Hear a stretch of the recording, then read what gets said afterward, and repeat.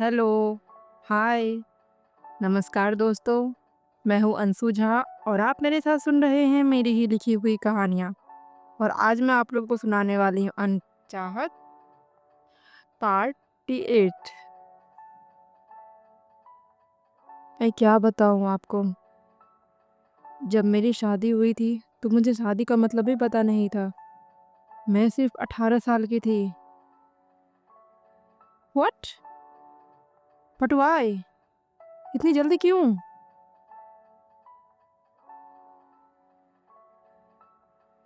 जितनी आसान आपको मेरी ज़िंदगी दिखाई देती है ना, उतनी आसान मेरी ज़िंदगी नहीं है। एक लड़के की वजह से मेरी ज़िंदगी तबाह हो गई। कौन से लड़की की वजह से? क्या हुआ था? और जिसकी वजह से तुम्हारी ज़िंदगी तबाह हो गई, तुम उस लड़के को सज़ा दो। तुम्हारे साथ इतना बुरा क्यों हुआ? कैसे देते सज़ा? वो लड़का हमारी ज़िंदगी में तूफ़ान बन के आया और आंधी बन के चला गया। हम तो उसे देख भी नहीं पाए थे। दूसरे दिन उसे ढूँढने की कोशिश की, पता चला वो तो शहर से ही चला गया। लिखा क्या किया था उसने तुम्हारे साथ, जिससे तुम्हारी इतनी जल्दी शादी हुई? वही जो उसे नहीं करना चाहिए था। अरे क्या नहीं करना चाहिए था? जो करने की अभी हम आपके साथ ज़िद कर रहे थे। निधि आँख बंद करते हुए अपनी बात बोलती है। क्या? और उसकी वजह से तुम्हारी शादी हो गई? हाँ। अरे एक मामूली सा किस ही तो था। और मतलब क्या? मुझे कुछ समझ नहीं आ रहा। तुम बताओ ढंग से, क्या हुआ था, नहीं हुआ था? निधि अपनी यादों की गलियारे में खो जाती है। हम बिहार के सिवान जिले से हैं। वहाँ पर एक छोटा सा गांव है सोनपुर। हमारा घर वहीं पर है। हमारा पूरा बचपन वहीं बीता है। अच्छा, मेरा भी नानी का घर उसी गांव में है। क्या? हाँ, हो सकता है। फिर बताओ आगे क्या हुआ? हम अपनी दुनिया में बहुत खुश थे। खेलना, पढ़ना, घूमना, यही हमारी ज़िंदगी थी। लेकिन एक दिन हमारी ज़िंदगी में तूफ़ान आया और वो हवा के झोंके से हमारी सारी खुशियों को लेकर चला गया। हम उस समय 9वीं कक्षा में पढ़ते थे। रोज़ की तरह तैयार होकर भैया के साथ स्कूल गए। हम अ, प्रार्थना करने के बाद अपने क्लास में गए थे। ये प्रार्थना क्या होती है? Prayer, assembly. ओह! सॉरी। तो फिर क्या हुआ? हमें जयराज से कुछ काम था, इसलिए हम उसकी क्लास में गए। लेकिन क्लास में जाते ही एक लड़के ने हमें पकड़कर हमारे साथ वो सब करने लगा। हमें हमें तो कुछ समझ ही नहीं आ रहा था कि वो हमारे साथ क्या कर रहा है। और हाँ, उस लड़के का भी नाम शायद धीरज था, क्योंकि पूरे क्लास के बच्चे धीरज धीरज चिल्ला रहे थे। निधि की बात सुनकर धीरज सकपका जाता है। उसे अपना किया हुआ कारनामा याद आता है। लेकिन उसने कभी ये नहीं सोचा था कि एक गलती के कारण किसी की ज़िंदगी बर्बाद हो सकती है। उसे अब अपने किए हुए पर पछतावा हो रहा था। वो कर भी क्या सकता था? वो चीज़ें सब नादानी में की थी। बीता हुआ वक़्त तो वापस नहीं आने वाला था। पछताकर भी कुछ हासिल नहीं होने वाला था, क्योंकि वक़्त लौटकर पीछे जाने वाला नहीं था। ये सारी बातें वो अपने मन में सोच रहा था। उसे लगा था निधि को कुछ बता दिया तो निधि जो इस वक्त अभी उसकी इतनी रिस्पेक्ट करती है वो कहीं उसे गलत समझने लगी तो। सर, आपका आपका नाम भी धीरज है ना? निधि उसका ध्यान भंग करती है। हाँ, मेरा नाम भी धीरज ही है। हाँ, लेकिन आप वो धीरज नहीं हो सकते हैं। आप तो कितने अच्छे हैं। आप तो कभी किसी के साथ बुरा नहीं कर सकते हैं। ये सब छोड़ो, फिर बताओ उसके बाद क्या हुआ? अब धीरज को जानना था कि उसकी एक गलती से निधि की ज़िंदगी बर्बाद कैसे हो गई। फिर उसके बाद हम सीधे घर वापस आ गए। घर आए तो अम्मा परेशान हो गई। क्या हुआ निधि? इतना जल्दी स्कूल काहे आ गई? स्कूल से काहे आ गई? कुछ नहीं अम्मा, हमारा सिर दुख रहा है, इसलिए जल्दी स्कूल से आ गए। आओ, इन्हें आओ, हम थोड़ा नवरत्न तेल से मालिश कर देते हैं। नहीं नहीं अम्मा, हम थोड़ा सो जाएंगे ना, ठीक लगेगा, हमारा सर्द भी ठीक हो जाएगा। ठीक है, फिर तुम जाकर सो जाओ। हम छत पर अमूट सुखा कर आते हैं। अमूट को आम भाषा में आम पापड़ कहा जाता है। जी अम्मा। निधि अपने कमरे में चली जाती है। फिर उसके बाद अगले 2 दिन तक हम स्कूल नहीं गए। लेकिन जब हम तीसरे दिन स्कूल गए तो जयराज की क्लास के बच्चे हमें अजीब तरह से घूर रहे थे। हमें बहुत अजीब लग रहा था, लेकिन हम क्या कर सकते थे? शायद हमारे समाज की सोच यहीं तक सीमित है। फिर भी हम सबको अनदेखा करके अपने पढ़ाई में ध्यान लगाने लगे, अपने क्लास में चले गए, वहाँ जाकर मन लगाकर पढ़ाई करने लगे। लेकिन हमारी किस्मत को हमारी खुशी मंजूर नहीं थी। जब हम लंच के समय में ग्राउंड में घूम रहे थे तो एक लड़का हमें खींचकर ग्राउंड के पीछे लेकर गया। हम उस लड़के को देखे बहुत गुस्सा आया। पागल हो तुम? क्यों खींच कर लाए हो हमें? ताकि तुम भी मेरे साथ वही करो जो उस दिन उस लड़के के साथ किया था।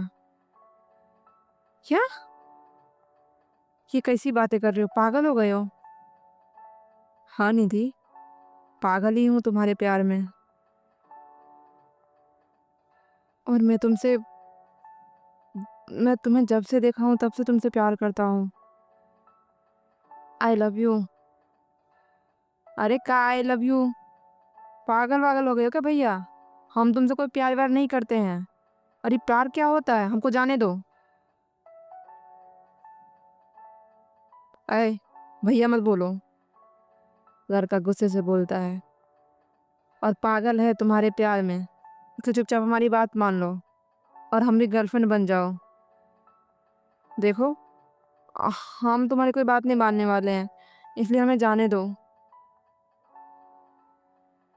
लगता है तुम ऐसे नहीं मानोगी। जाने से पहले ये देखती जाओ। वो अपना एक छोटा सा मोबाइल निकाल कर हमारे सामने दिखाता है, जिसमें जब वो लड़का हमें मतलब हमारे साथ वो सब कर रहा था तो उस वक्त की फ़ोटो थी। उसमें सिर्फ हमारा चेहरा दिखाई दे रहा था, लेकिन उस लड़के की नहीं। ये ये ये क्या है? इसे डिलीट करो ना। अरे निधि, हमने इसे डिलीट करने के लिए थोड़ी ना खींचा है। देख लो इस फोटो को अच्छी तरह से। अगर तुम मेरी बात नहीं मानी तो कल ये फोटो पूरे स्कूल में छप जाएंगे। हमको पोस्टर बनाना आता है, इसलिए हमारी बात मान लो और हमको भी दे दो ना एक किस। नहीं, हम ऐसा कुछ नहीं करने वाले हैं। तुम जो करना है कर लो, हम तुम्हारी कोई बात नहीं मानने वाले हैं। निधि साफ इनकार कर देती है। सोच लो निधि, हमें कुछ सोचने और समझने की ज़रूरत नहीं है। तुम सुन लो भावेश, अगर हमारे भैया को पता लग गया ना कि तुम हमारे साथ क्या किए हो, तो तुम्हें सोचने समझने की भी ज़रूरत नहीं पड़ेगी। बहुत मारेंगे तुमको। निधि उसे धमकाकर चली जाती है। वहीं वो लड़का गुस्से में भर जाता है। अब तुम देखो कल क्या होता है तुम्हारे साथ। सोचे थे तुमको गर्लफ्रेंड बनाएंगे, स्मूच करेंगे, लेकिन तुमको ये सब मंजूर ही नहीं था। अब किसी की नज़रों में तुम्हारी इज्जत नहीं रहेगी। मना लो आज भर खुशियाँ, क्योंकि कल जो तुम्हारे साथ होने वाला है उसके बाद तुम्हारी आंखों में कभी खुशी दिखाई नहीं देगी। निधि अपने क्लास में पहुंचती है। वो डर रही थी, घबरा रही थी। उसे लग रहा था पता नहीं क्या हो रहा है उसके साथ। क्या हुआ निधि, तुम इतनी डरी क्यों हो? उसकी दोस्त उससे पूछती है। हमारा तबीयत खराब लग रहा है, हम घर जा रहे हैं। क्या हो गया तुमको? हम भी तुम्हारे साथ घर चले? यहाँ तुम्हारे बिना स्कूल में मन नहीं लगेगा, इसलिए हम भी घर चलते हैं। दोनों सहेली घर वापस चली जाती है। दूसरे दिन जब स्कूल में निधि आती है तो पूरे स्कूल के बच्चे, टीचर्स सब निधि को घूर कर देख रहे थे। निधि को घबराहट हो रही थी। अभी वो आगे बढ़ती उससे पहले एक थप्पड़ उसके गालों पर पड़ता है। वो मुड़कर देखती तो उसका भाई था। वो आश्चर्य से उसे देख रही थी, क्योंकि आज तक उसने उसे थप्पड़ नहीं मारा था, उसके ऊपर एक उंगली तक नहीं उठाया था। आज उसी भाई ने उसे थप्पड़ मारा था। क्या क्या हुआ भैया? दीपक कुछ बोलने ही वाला होता है, लेकिन कुछ बोल नहीं पाता है। तभी निधि की सहेली एक पोस्टर लेकर उसके पास आती है। ये देखो निधि, ये पूरे स्कूल में छपा हुआ है। निधि उस पोस्टर को देखती है तो उस लड़के की हरकत समझ आ जाती है। भैया भैया भैया, ये सच नहीं है। ये इसमें हम नहीं है, हमारी कोई गलती नहीं है। आप हमारा विश्वास कीजिए ना। हम उस लड़के को जानते तक नहीं है, हमें नहीं पता इस लड़के ने हमारे साथ ऐसा क्यों किया। हम सच कह रहे भैया, तुम घर चलो। दीपक भैया निधि का हाथ पकड़ लेते हैं। बहुत तमाशा हो गया, अब अब यहाँ से घर चलो। भैया हमारी बात तो सुनिए। बोला ना चुप, घर चलो। जो बोलना है घर जाकर बताना। दीपक उसका हाथ पकड़ खींचते हुए घर लेकर आता है। ये खबर उसके घर तक पहुंच गई थी। निधि के चाचा भी उसी स्कूल के मास्टर थे, तो ये खबर भी अपने भाई को बता दिया था। घर आकर निधि को अपने घर वालों का सामना करना था। घर पहुंचती तो एक और थप्पड़ उसके गालों पर पड़ता है। ये थप्पड़ उसकी माँ मारती है।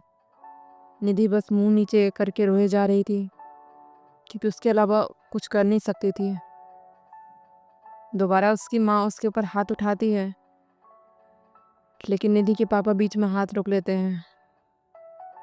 छोड़ दो दीपक की अम्मा, अब जो होना था हो गया। हमारी इज्जत तो मिट्टी में मिल गई, अब इसको मार पीट कर भी हमें कुछ मिलने वाला नहीं है। आज से इसका घर से बाहर निकलना बंद। ना ही ये स्कूल जाएगी, ना ही ये ट्यूशन जाएगी, ना ही ये बाहर घूमने जाएगी। और अब हम इसका शादी तय कर देंगे। ये कोई पढ़ाई वढ़ाई नहीं करेगी, घर में बैठकर चूल्हा चौका सीखेगी। नहीं पापा, हमारा स्कूल जाना बंद मत कीजिए, हमें पढ़ना है, हमें टीचर बनना है। प्लीज़ पापा, स्कूल जाना मत कीजिए, बंद कीजिए।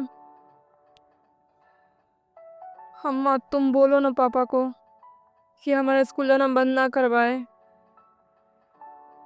हाँ दीपक के पापा, निधि को स्कूल जाने दो, वो पढ़ने में बहुत होशियार है।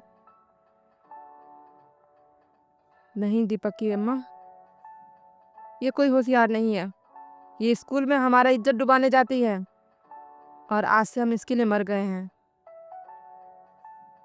पापा ऐसा क्यों कह रहे हैं आप? ऐसा मत बोलिए, इसमें हमारी कोई गलती नहीं थी। तो इस फोटो में कौन है?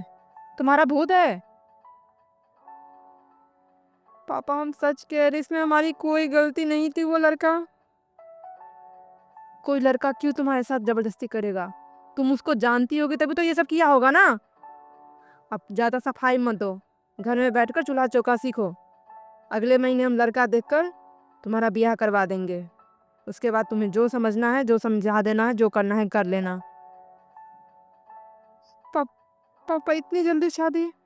आ, हम कैसे शादी कर सकते हैं? हाँ हाँ, दीपक के पापा, हमारी निधि अब इतनी छोटी है, अभी तो सिर्फ 15 साल की है। उसकी शादी कैसे करवा सकते हैं? हम उसकी जिंदगी बर्बाद नहीं होने देंगे। शादी के खिलाफ निधि की माँ भी हो जाती है।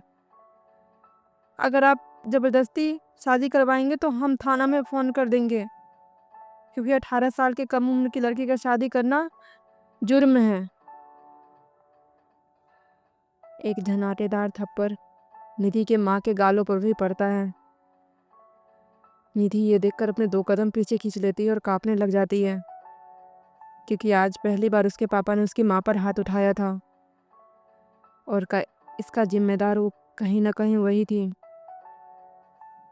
और उस लड़के को मान रही थी जिसकी एक गलती से उसकी जिंदगी जहन्नुम बनने लगी थी। तुम्हारी इसी लार प्यार और छूट का नतीजा है जो ये हमारे स्कूल में नाक कटवा कर आई है। और अब तुमको थाना बुलवाना है? बुलवा लो, क्योंकि थाने वाले की भी रोटी हमारे खाकर ही पलती है। बुलवा लो जिसे बुलवाना है, वो भी ब्याह में भोज खाकर जाएगा। निधि के पापा चिल्लाते हुए बोलते हैं, आज तक हम किसी से डरे नहीं हैं और जो हमारे मन में होता है हम वही करते हैं। ये क्या कह रहे हैं भैया? निधि के चाचा भी इस चीज का विरोध करते हैं। आप निधि की शादी इतनी जल्दी कैसे करवा सकते हैं? और भैया ये कांड स्कूल में रोज होता रहता है, हम अपने आंखों से देखते हैं। इसके लिए निधि की शादी मत करवाइए, उसकी जिंदगी बर्बाद हो जाएगी। ये सब गलत है भैया। हमारी निधि पढ़ने में बहुत होशियार है, उसको पढ़ाई करने का मौका दीजिए ना। नहीं धनंजय, अभी घर से बाहर कदम नहीं रख सकती है। ना ही हमको कोई पढ़ाई करने के लिए स्कूल जाएगी, ना ही हम इसको कुछ करवाएंगे। इसको जो करना है घर के अंदर ही करेंगे। निधि के पापा कुछ ज़्यादा ही गुस्से में आ गए थे। अच्छा अच्छा भैया, आप शांत हो जाइए, लेकिन शादी इतनी जल्दी मत करवाइए। 15 साल की है। देखिए हो ना क्या हुआ है, 2 महीना पहले ऐसी जल्दी शादी करवा दिया था। जल्दी माँ बनने वाली थी और बच्चा होते होते मर गया। शरीर खराब हो जाता है लड़कियों का, ये सब मत करवाइए। इसको आप घर में रहकर ही पढ़ने दीजिए ना। बस 2-4 साल का बाद है, वो स्कूल में जाकर परीक्षा दे देगी। हम स्कूल के मास्टर से बात कर लेंगे, वो घर पर ही रहकर ही पढ़ाई कर लेगी। फिर आप शादी कर दीजिएगा। अभी 9वीं में है, 3 साल बाद इसका इंटर हो जाएगा और फिर 18 की भी हो जाएगी। फिर आप इसकी शादी करना है कर दीजिएगा, इसका शरीर भी बन जाएगा। अभी बच्ची है और अभी आप गुस्से में है। शांत दिमाग से हमें बात के बारे में सोचिएगा। आपके एक फैसले से ना इसकी ज़िंदगी बच सकती है, नहीं तो आपकी बेटी है, आपको उसके साथ जो करना है कीजिए, लेकिन आपके इस फैसले में हम आपके साथ नहीं हैं। हाँ पापा, हम भी आपके साथ नहीं हैं। दीपक भी इस शादी के खिलाफ था। माना कि हमारी बहन से गलती हो गई है, इसका मतलब ये नहीं है कि हम अपनी बहन का ज़िंदगी बर्बाद होने दें। हम भी आपके इस फैसले में साथ नहीं हैं। निधि के पापा अब निधि की मम्मी की ओर देखती है। वो रोती हुई निधि का हाथ पकड़कर अपने कमरे में चली जाती है। वो भी कुछ सोचते हुए बाहर निकल जाते हैं। अगले दिन उसके पापा सबको बताते हैं कि निधि की शादी अब अभी वो नहीं करेंगे। उसकी शादी ठीक 3 साल बाद होगी। तब तक निधि घर में रहकर पढ़ाई करेगी और घर से बाहर कदम नहीं रखेगी। इसे किसी भी चीज़ की ज़रूरत होगी तो वो अपने माँ और भैया को बताएगी, लेकिन वो घर से बाहर नहीं निकलेगी। कान खोल कर सुन लिया आप लोगों ने? निधि घर से बाहर नहीं निकलेगी और कोई हमारे बात के खिलाफ नहीं जाएगा, नहीं तो हमसे बुरा कोई नहीं होगा। निधि के पापा अपने फैसला सुनाते हुए घर से बाहर निकल जाते हैं। निधि अब रोती हुई अपने कमरे में चली जाती है और अपनी किस्मत को कोसती है। क्या क्या उसने सपने देखे थे और क्या उसके साथ हो रहा था। वो सब सपना अब सपना ही बनकर रहने वाला था। उसकी ज़िंदगी अब खराब हो चुकी थी, लेकिन जो मिल रहा था वो उसी में जीने लगी थी। अब वो घर में रहकर ही पढ़ाई करने लग रही थी और अपने माँ के साथ घर के काम भी सीखने लगी थी। निधि हर साल घर में पढ़ाई करके ही अच्छे नंबर से पास होती थी और 10वीं में जाकर पूरे स्कूल में टॉप किया था। उसे स्कॉलरशिप भी मिली थी उसे बाहर शहर जाकर कॉलेज में पढ़ने के लिए, लेकिन उसके पापा इस बात के लिए राज़ी नहीं होते हैं और उसी के आके छोटे से कॉलेज में उसका एडमिशन करवा देते हैं। आगे की पढ़ाई दिन बहुत रोई थी जब उसे बाहर पढ़ने के लिए नहीं भेजा गया था और उस लड़के को बहुत कोसी थी। वो रोने और कोसने के अलावा कर ही क्या सकती थी। मन मारकर ही घर में आगे की पढ़ाई करती है। जैसे तैसे 3 साल बीत जाते हैं। आज घर में बहुत ही चहल पहल थी। सभी तरफ पूजा की तैयारी चल रही थी। निधि भी नहाकर नया सूट पहनकर मंदिर जाने के लिए तैयार थी। अम्मा, हम मंदिर जा रहे हैं, हम आकर नाश्ता करेंगे। अच्छा, संभल कर जाना, नदी वाले रास्ते पर पानी चढ़ा हुआ है और कहीं घूमने मत चले जाना, नहीं तो तुम्हारे पापा बहुत गुस्सा करेंगे। अम्मा, हम दीदी के साथ जा रहे हैं और पापा ने ही हमको अनुमति दी है मंदिर जाने के लिए। अच्छा अच्छा निधि, वो क्या बोलते हैं अंग्रेजी में? Happy happy birthday. कल तो हम दीपक से सीखे थे, फिर भूल गए। निधि को अपनी माँ की बात सुनकर बहुत ही हंसी और प्यार आता है और वो गले मिलकर बोलती है। उसे हैप्पी बर्थडे बोलते हैं मम्मा। अम्मा, अच्छा हाँ, वही वही, ठीक है। वो पैर छूकर अपने माँ का आशीर्वाद लेती है और तुम हमको वही बोलो जो हर साल बोलती हो, जन्मदिन मुबारक हो और जुग जुग जियो। ये हुई ना हमारी अम्मा वाली बात। ठीक है, अब हम चलते हैं, नहीं तो हम देर हो जाएंगे। इतना कहकर निधि मंदिर के लिए निकल जाती है। निधि के जाते ही उसकी माँ की आंखों से आंसू गिरने लग जाते हैं। निधि, आज तुम्हारी आंखों में जो हम खुशी चमक देखे हैं ना, तुम्हें सच बताकर खोना नहीं चाहते हैं। हमको माफ़ कर देना बिटिया, इस बार हम तुम्हारे लिए कुछ नहीं कर पाएंगे। निधि दुर्गा स्थान मंदिर चली जाती है।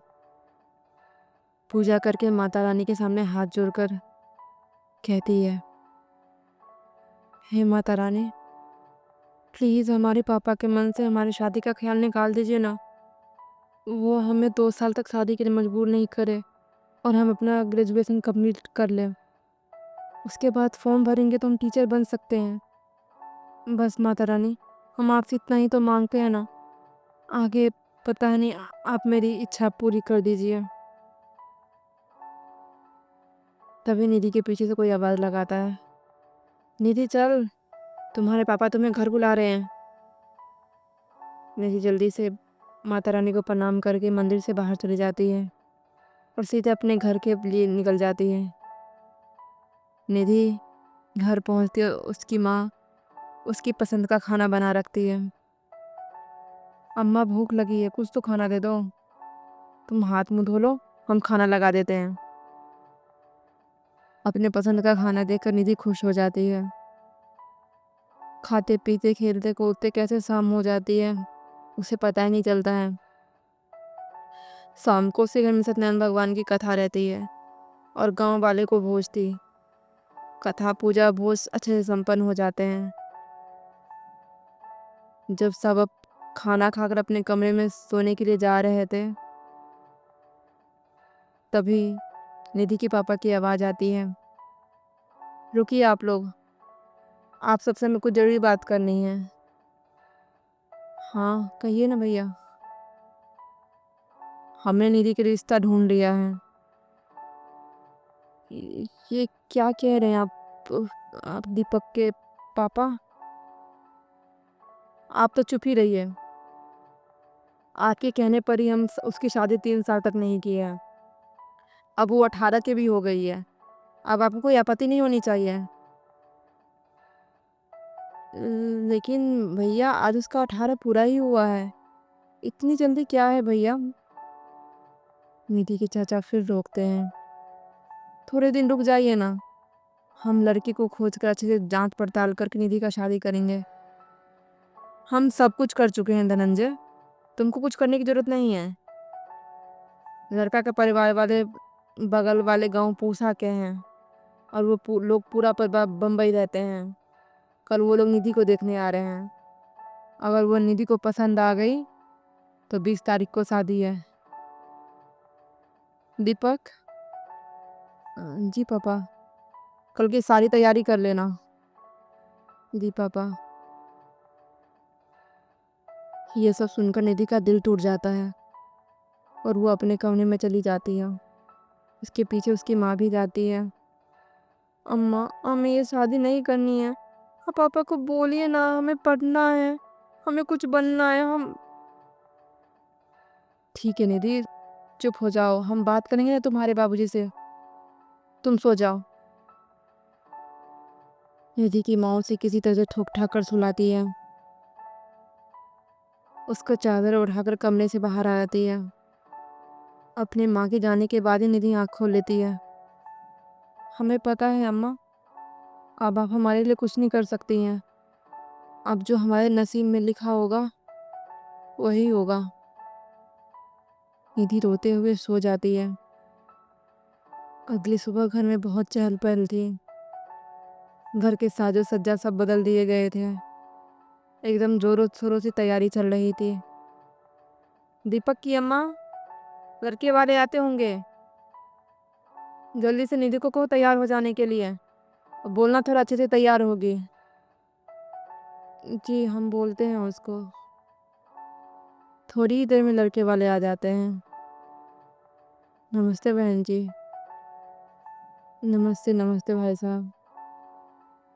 ये है मेरा बेटा अमित, 20-25 साल का लड़का, सबको देखकर झुककर प्रणाम करता है। और ये है मेरी बड़ी बहू शीला। मेरा बड़ा बेटा किसी काम की वजह से मुंबई से नहीं आ पाया।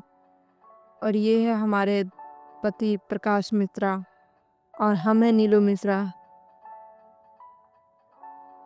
भगवान क्या जमाना आ गया है, अपने लोगों का परिचय खुद ही करवाती है। निधि के बगल में चाची बोलती है, आपके पति गूंगे हैं जी? जी वो मतलब तब से वो कुछ बोल ही नहीं रहे हैं। वो चाची जी बोलती है, जी नहीं ऐसी कोई बात नहीं, वो थोड़ा कम बोलते हैं। नीलू मिश्रा अपने पति को आंख दिखाती है तो वो भी हाथ जोड़कर नमस्ते कर देते हैं सबको। आइए आइए, अंदर आइए। सब आकर सोफे पर विराजमान हो जाते हैं। ये है हमारे भाई, छोटा भाई धनंजय, और ये है हमारा बेटा दीपक, और ये है हमारी धर्मपत्नी। सब एक दूसरे को प्रणाम कर रहे थे। निधि के पापा और चाचा जी सबको चाय नाश्ता का आग्रह करते हैं। लड़की की माँ घर के चारों तरफ नजर घुमा कर देखती है। मोटी मालदार पार्टी है, मन ही मन सोचती है। जी भाई साहब, अगर लड़की को बुला देते तो चाय नाश्ता तो होता ही रहेगा। दीपक की अम्मा, जी हम अभी निधि को लेकर आते हैं। निधि की माँ निधि के कमरे में जाती है। निधि निधि को तैयार करके नीचे लेकर आती है। निधि पीले रंग के सूट में अच्छी ही लग रही थी। वो कुछ ना करके भी अच्छी ही दिखती थी। सबके बीच वो चाय का ट्रे लेकर आती है। नीलू मिश्रा जब निधि को देखती है तो वो आश्चर्य हो जाती है। ये तो छोटी सी बच्ची है। नहीं नहीं, छोटी सी बच्ची नहीं है, हमारी बेटी है, इसी की शादी है। अच्छा, फिर वो गुम हो जाती है। बहुत सारी बातें उनके मन में चलने लग जाती हैं। जब अमित निधि को देखता है तो वो देखता ही रह जाता है। ये तो बिल्कुल कच्ची खली है। शायद इस शादी में ज़्यादा मज़ा आने वाला है। वो बात मन ही मन में सोच रहा था, लेकिन बगल में उसकी बैठी हुई भाभी उसको घूर रही होती है। सब तुम्हें ही देख रहे हैं देवर जी। वो अमित को चिमटी काटती है। क्या हुआ, कुछ बोला आपने भाभी क्या? जी, आपको माँ जी बुला रही है। अमित, कैसा लगा तुमको निधि? वो मुस्कुराते हुए सर झुका लेता है। हमारी अमित को तो आपकी निधि पसंद है और हमें भी निधि पसंद है। आप लोग बताइए हमारा बेटा कैसा लगा? जी, हम लोग को भी बहुत पसंद है। दीपक की अम्मा, जाओ मिठाई लेकर आओ। हमारी निधि का रिश्ता पक्का हो गया है। अच्छा भाई साहब, मुँह तो मीठा करते रहेंगे। हम तो बस एक बात आपसे पूछ रहे थे कि अगर आप बुरा ना माने तो आज हम छकाई का रस्म कर लें? इतनी जल्दी? हाँ हाँ भाई साहब, ठीक है, अगर आपका मन है तो कर लीजिए। अब तो निधि आपकी ही है, हमें कोई आपत्ति नहीं है। जाओ दिनू, गाड़ी से सामान लेते आओ। नीलू मिश्रा अपने ड्राइवर से कहती है। जी मैम। भाई साहब, आपसे कुछ बात करनी है। क्या आप अकेले में बात कर सकते हैं? जी ज़रूर बहन जी, आइए, हम आपको घर दिखाते हैं। चलिए ऊपर चलिए। निधि के पापा नीलू मिश्रा को लेकर ऊपर चले जाते हैं। जी कहिए बहन जी, आपको क्या कहना था? कुछ नहीं, थोड़ा लेन देन का बात करना था। देखिए भाई साहब, हमारा मुंबई में अपना घर है और हमारा बेटा वहाँ का इंजीनियर है, अच्छा कमाता है। इंजीनियर तो जानते हैं ना कितना कमाते हैं। हमको ज़्यादा नहीं, बस 21 लाख रुपए मांगे और 10 तोला सोना, जिसकी शादी और ज्वेलरी बहुत खर्चा होता है ना, और आजकल तो सोना का भाव भी कितना बढ़ गया है। हमारी बेटी की शादी है तो हम अपनी बहू का हीरे का हार तो देंगे ही ना। इसलिए आप बस ये छोटा सा रकम और हमारे बेटे के लिए सोने की चैन, ब्रेसलेट, अंगूठी बनवा दीजिएगा।